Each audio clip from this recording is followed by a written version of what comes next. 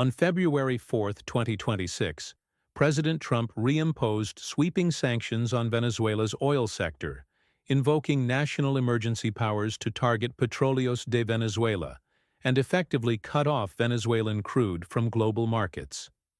Hours later, his administration expanded emergency measures against Cuba, tightening financial restrictions on remittances and blocking access to dollar clearing systems. For most Americans, this registers as foreign policy, distant maneuvering in Caribbean, geopolitics. But here's what the cable news segments won't connect for you. These emergency declarations will directly impact gasoline prices at your local pump within 72 hours, restructure global refining economics, and create immediate profit opportunities for Gulf Coast oil refiners while squeezing household budgets already strained by inflation. Welcome to the world of presidential emergency powers, where the normal rules don't apply, Congress becomes optional, and the executive branch can rewrite the game overnight. I'm here to show you how this became routine, who profits when crisis becomes policy, and why this system, designed for genuine catastrophe, has become the preferred governing tool of modern presidents. Let's start with what actually happened today, because the mechanics reveal everything. Trump's Venezuela emergency declaration reactivates authorities under the International Emergency Economic Powers Act, the same statute that's been continuously applied to Venezuela since Obama first declared a Venezuelan national emergency in March 2015. That original emergency, now a decade old, has been renewed annually by every president since. It never ended, it just expanded. Today's action revokes the limited sanctions relief Biden granted in 2023, which had allowed Chevron to resume operations in Venezuelan oil fields under strict conditions. That relief is now terminated. The immediate market impact is specific and measurable. Venezuela exports roughly $800,000 barrels per day, primarily heavy crude, that flows to Gulf Coast refineries engineered to process it. Valero Energy, Marathon Petroleum, and Chevron's Pascagoula refinery in Mississippi are configured for this exact grade of heavy sour crude. When that supply disappears, these refiners must source tie-dye barrels from Canada, Mexico, or Middle East producers, typically at higher prices. Brent crude futures jumped $2.80 per barrel in electronic trading following the announcement, settling at $76.40. West Texas Intermediate climbed $2.50 to $72. Here's the refining economics that matter to your wallet. Heavy crude from Venezuela costs less than lighter grades because it requires more complex refining. When refiners lose access to cheaper Venezuelan heavy crude and must substitute with more expensive alternatives, their input costs rise. They pass those costs through to wholesale gasoline and diesel prices within days. The national average retail gasoline price, currently $3.18 per gallon, according to ALA, will likely climb 15 to 25 cents per gallon over the next 2 weeks, as this works through distribution channels. If you're driving 12,000 miles annually at 25 miles per gallon, that's an extra $72 to $120 per year, directly attributable to today's emergency declaration. But the profit angle runs deeper. While motorists pay more, refining margins expand. The crack spread, the difference between crude oil input costs and refined product output prices, widens when product prices rise faster than crude. Valero and Marathon, both heavily weighted toward complex refining operations designed for heavy crude, will see margin expansion even as they pay more for substitute barrels. Valero's stock was up 3.2% in after-hours trading following the announcement, anticipating exactly this dynamic. Emergency foreign policy just became a quarterly earnings catalyst for Gulf Coast refiners. Now add the Cuba component. Today's emergency expansion targeting Cuba restricts remittance, flows and blocks Cuban access to international payment systems. Cuba receives approximately $3 billion annually in remittances, primarily from Cuban Americans in Florida, New Jersey, and California. These funds, typically sent through Western Union or small money transfer operators, represent roughly 10% of Cuba's GDP. Cutting off or severely restricting these flows doesn't just pressure the Cuban government, it immediately impacts currency markets. Cuba operates a dual currency system, the Cuban peso and the convertible peso, both of which rely on dollar inflows to maintain any semblance of stability. When remittances dry up, black market exchange rates collapse. The last time the U.S. tightened Cuba sanctions in January 2021, the informal exchange rate went from 70 pesos per dollar to 120 pesos per dollar within 6 weeks. That's not just monetary policy, it's purchasing power destruction for ordinary Cubans, which creates migration pressure. And migration pressure from Cuba means increased flows toward Florida, which then feeds back into domestic U.S. political debates about border security and immigration, which justifies further emergency declarations. It's a self-reinforcing cycle where emergency powers generate conditions that justify more emergency powers. Let's step back and examine the legal mechanism, because understanding how this works reveals why it's become so routine. The National Emergencies Act of 1976 was supposed to restrain executive overreach after Nixon used emergency powers to impose wage and price controls without congressional approval. The law required presidents to specify which emergency powers they were activating from a menu of roughly 136 statutory authorities. Sounds reasonable, almost bureaucratic. But here's the mechanism's dark elegance. Once declared, these emergencies grant access to extraordinary powers, from freezing assets and controlling transportation to commandeering private industry and restricting travel, and they remain, in effect, indefinitely unless Congress actively votes to terminate them. Congress has never successfully terminated a presidential emergency, not once in 49 years. The mechanics are surprisingly simple. Under 50 U.S.C. Section 1621, the President sends a proclamation to Congress and publishes it in the Federal Register. That's it. No judicial review required up front, no congressional vote needed to begin.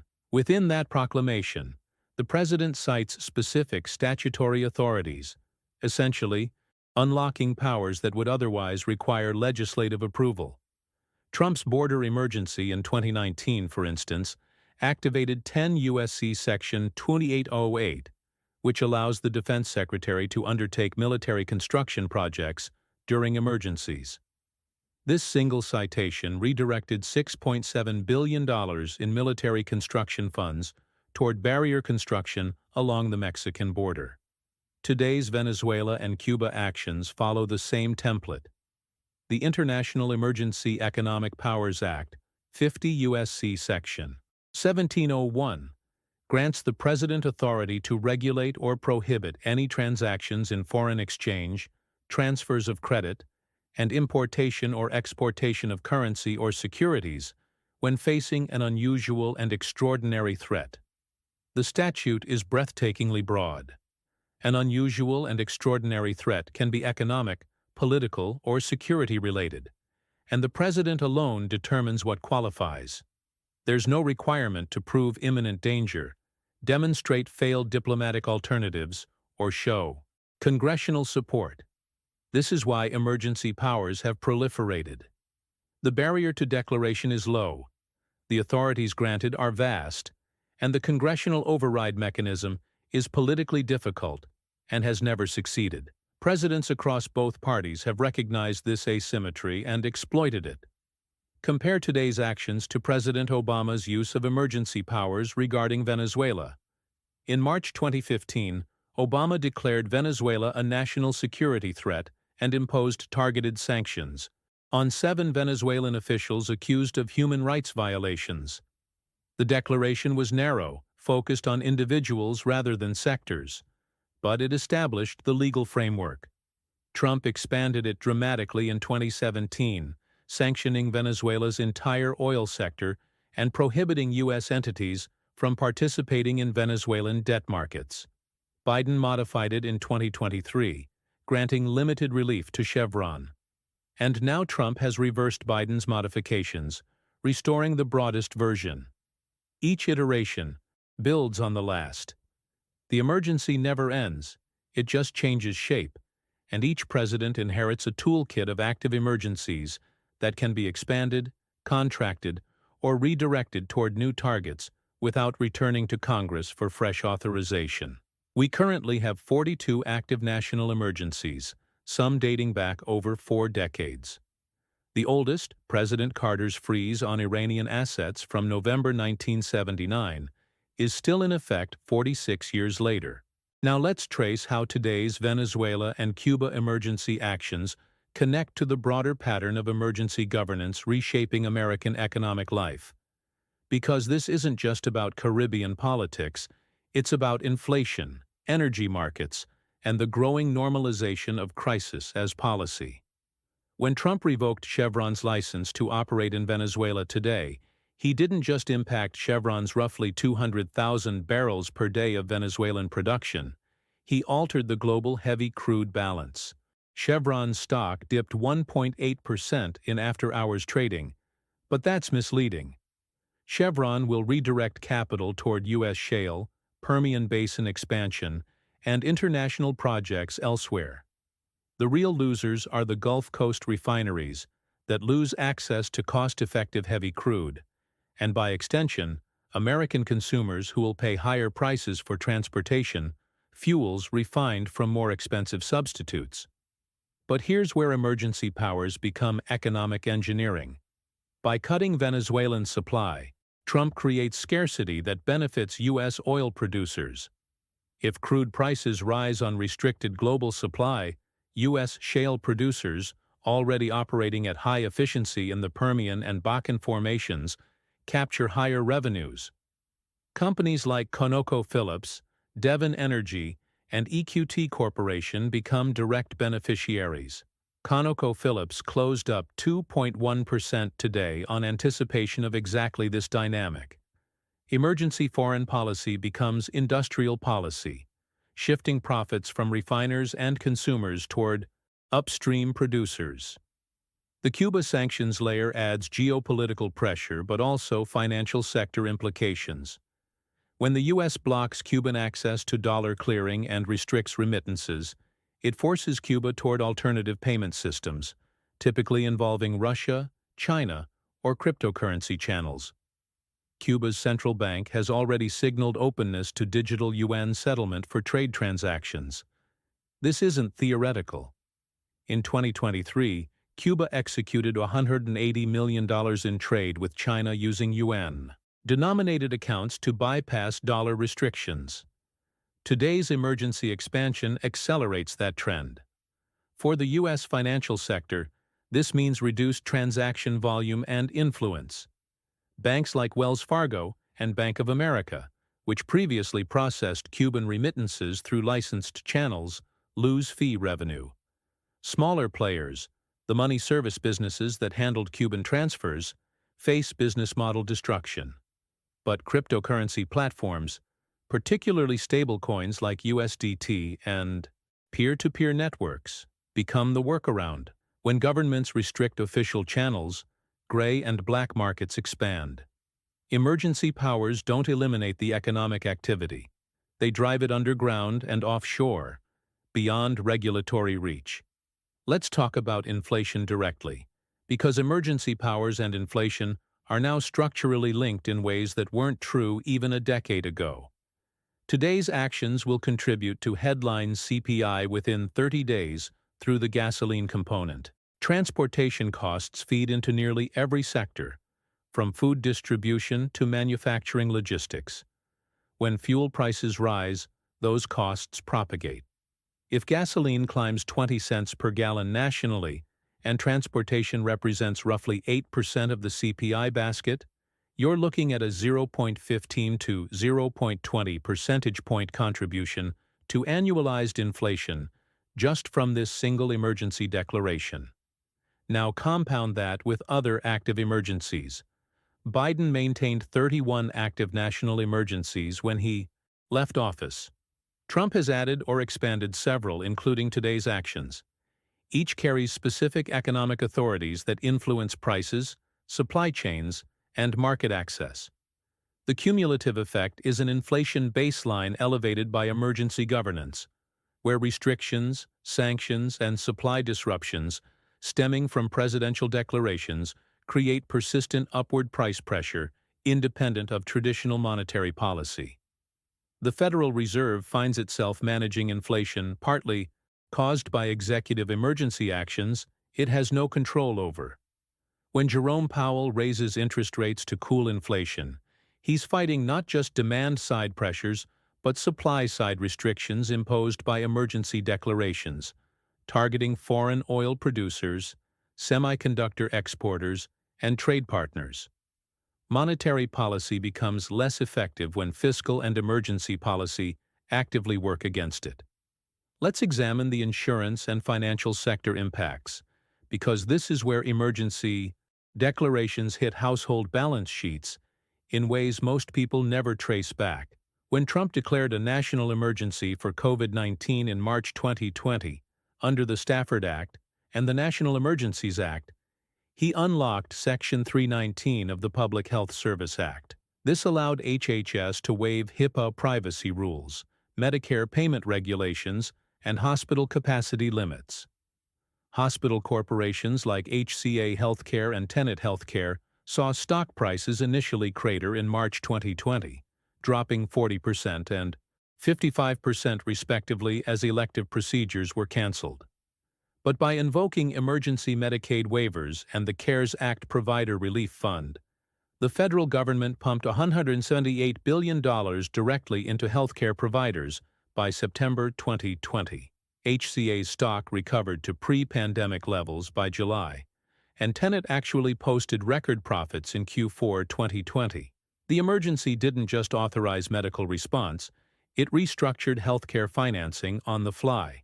Meanwhile, insurance giants navigated a different, emergency-powered windfall. Anthem, United Health Group, and Cigna were required under the emergency declaration to cover COVID testing and treatment without cost sharing. The fear was massive claims would sink insurers. The opposite happened. With elective surgeries canceled and routine care deferred throughout 2020, insurers paid out far less in claims than anticipated. United Health reported a medical loss ratio of just 70.2% in Q2 2020, compared to 82.5% the previous year. Lower payouts, steady premiums, and federal backstops created a profit surge. United Health's stock rose 23% in 2020, while unemployment hit 14.7%. This is the hidden architecture of emergency governance. The declared crisis authorizes extraordinary measures, but the economic beneficiaries aren't always the victims of the crisis. They're often the industries positioned to capture federal spending or exploit regulatory flexibility. Now connect this back to today's Venezuela and Cuba actions. Emergency declarations create market dislocations, and dislocations create opportunities. Energy traders who positioned for Venezuelan supply disruption before today's announcement will profit from the price spike. Refiners with flexible crude sourcing, like Marathon's integrated operations, will navigate the transition better than smaller independent refiners. Agricultural exporters who lose Cuban market access.